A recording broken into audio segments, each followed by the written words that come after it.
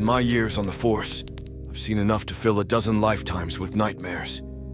But there's one case that sticks to me like a shadow, a tale so twisted, it'd make the devil himself squirm. It's about the Hollow Men, a cult of soulless bastards who thought they could cheat death.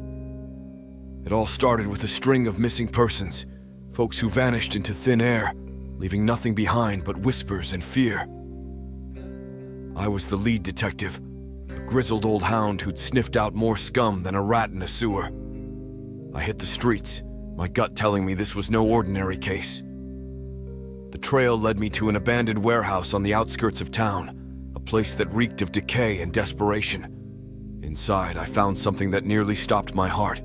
A circle of chairs, each one occupied by a corpse, their bodies withered, their eyes empty sockets staring into oblivion. The air was thick with the stench of death, and the silence was a living thing, pressing down on me with the weight of the grave. I searched the place, my hands shaking, my mind racing.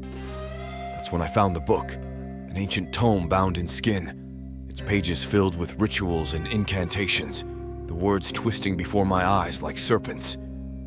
I should have torched the damn thing right then and there, but I needed answers. I took the book and began to dig, uncovering the truth about the Hollow Men.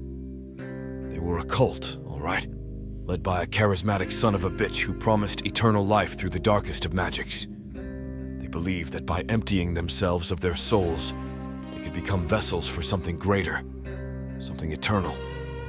They were playing God, and the price was their humanity.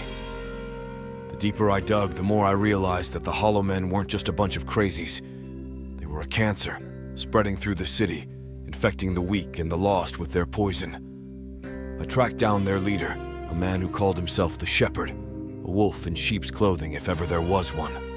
He was holed up in an old church, a mockery of a holy place, its walls defiled with symbols that made my skin crawl. I confronted him, my gun drawn, my voice a growl of righteous fury. "End this now, or so help me.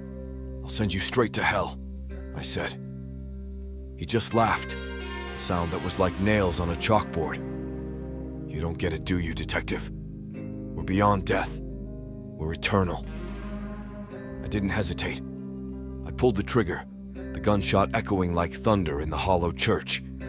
But he didn't fall. He didn't even bleed. He just stood there, smiling like the devil himself.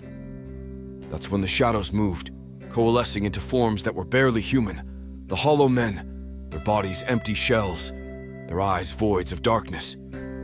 They came at me, a tide of death, and I fought like a man possessed, my gun blazing, my heart a drumbeat of terror. I don't know how I made it out of that church alive. I don't know how I kept my soul from being sucked dry, but I did. I burned that place to the ground, the flames consuming the Hollow Men and their twisted shepherd.